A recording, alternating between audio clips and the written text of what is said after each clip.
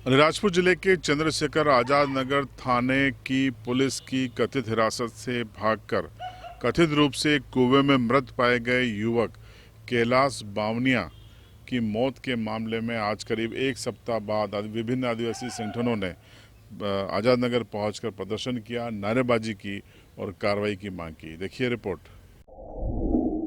चंद्रशेखर आजाद नगर थाना परिसर में नारेबाजी करते ये जयेश और भील सेवा सेना के कार्यकर्ता हैं।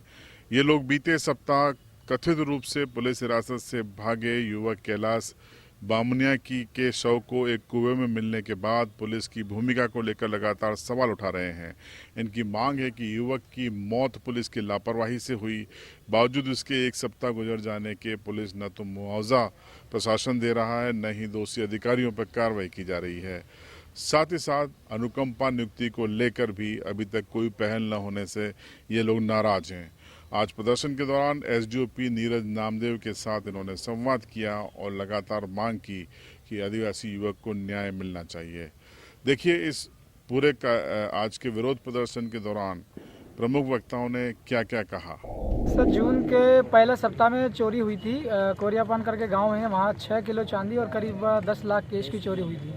चोरी का मुकदमा के लिए आवेदन दिया था पुलिस थाना भाभरा को। पुलिस ने कोई कार्रवाई नहीं किया था, तो इसको लेकर के बार बार जिसके घर पर चोरी हुई थी वो परेशान हो रहे थे, तो रिपोर्ट नहीं लिखी गई चोरी की। तो फिर फरियादी के परिवार में से एक व्यक्ति थे कैलाश भील, उनको पुलिस ने गलत तरीके से बिना सूचना के ग्राम सभा को उसको गिरफ्तार किया था और वो खुद सर्विस में थे मोबाइलाइजर के पद पर पैसा इम्प्लीमेंटेशन के लिए, और उन्हें रात को गिरफ्तार किया। फिर लगातार उसके साथ बहुत पिटाई हुई और उसके शरीर के ऊपर के घाव भी तस्वीरें हैं लोगों के पास में, बुरी तरीके से उसको पीटा है।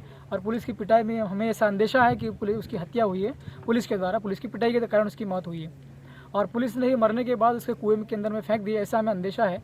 इसको लेकर के पहले भी जब मौत हुई थी उसकी, तभी समाज के लोगों ने और परिवार के लोगों ने आंदोलन किए थे और एसपी साहब ने कोर्ट से अदालत से निवेदन किया था, तो कोर्ट ने जुडिशियल इंक्वायरी के लिए मतलब तय भी कर दिया था। अभी जुडिशियल इंक्वायरी चल रही है, मतलब न्यायिक जांच चल रही है, लेकिन हम लोग को फिर भी ये मतलब ये डाउट है कि कहीं ये जुडिशियल जांच ठीक तरीके से होना चाहिए, इसमें कोई लूपहोल्स नहीं रहना चाहिए। इस मांग को लेकर के हम लोग आए थे आज, तो हमने फिर निवेदन किया वही वाला कि हमें इसको कैलाश की मौत हुई है, इसकी हत्या हुई तो परिजन को जो एक सरकारी नौकरी मिले और इसका मुआवजा मिले। हम लोग ने मांग किया 50 लाख तक का मुआवजा।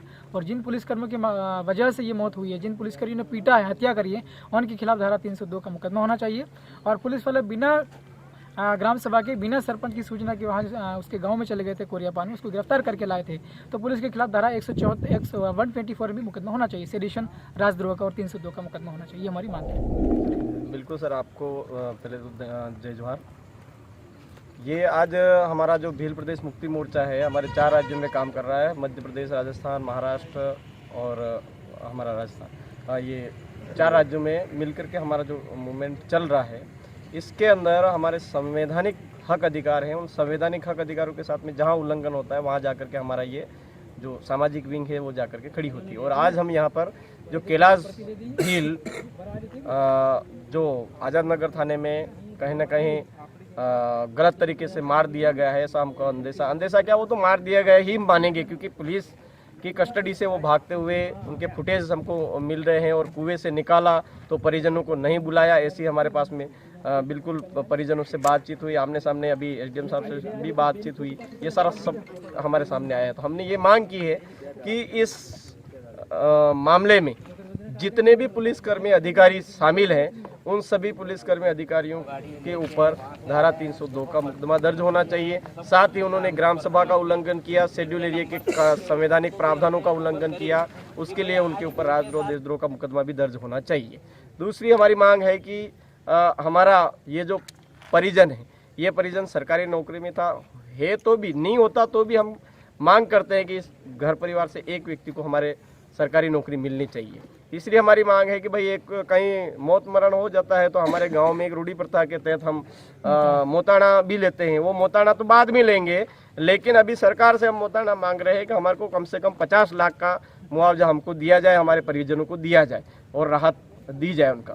तीसरी बात है, जैसे जितनी भी सरकारी योजनाएं आती हैं, इन सरकारी योजनाओं का इस घर परिवार का जिम्मेदार व्यक्ति कैलाश भाई थे हमारे, वो कैलाश भाई समय समय पर कोई भी फॉर्म भरना, कुछ भी करना और सरकारी सहायता पूरे परिवार को पहुंचाते थे। लेकिन अब उनकी अनुपस्थिति है, तो अब सरकार की जिम्मेदारी है कि जितने भी सरकारी सुविधाएं यहाँ पर इस एरिया के लिए आमजन के लिए दी जा रही है, वो सारी सरकारी सुविधाएं सरकार अपने कर्मचारियों के माध्यम से संपन्न करवा के सारी सरकारी फायदे उनको दिए जाए, ये हमारी मांग थी।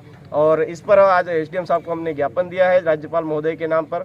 हम चाहते हैं कि इस पर जल्दी से जल्दी अमल में लाए। अगर नहीं होता है तो हमारे पूरे भील प्रदेश के जो जितने भी जिले आ रहे हैं, सब मिलजुल करके हम कानूनी दाव पेच के माध्यम से मुकदमा दर्ज करवाने के लिए हमको जो भी फीस इकट्ठी करनी पड़े, सामुदायिक मदद से हम मुकदमा दर्ज करेंगे और इनके खिलाफ जो भी प्रशासन है, वो सम्मिलित प्रशासन है, उन सबके खिलाफ कानूनी कार्रवाई करेंगे और न्यायालय में हमारा न्याय की ले जाएंगे। गौरतलब है कि बीते सप्ताह हुई कथित मौत के बाद पुलिस ने तत्कालीन थाना प्रभारी अजय वास्कले और 3 पुलिसकर्मियों को निलंबित कर दिया था और मामले की जांच मजिस्ट्रेट कर रहे हैं।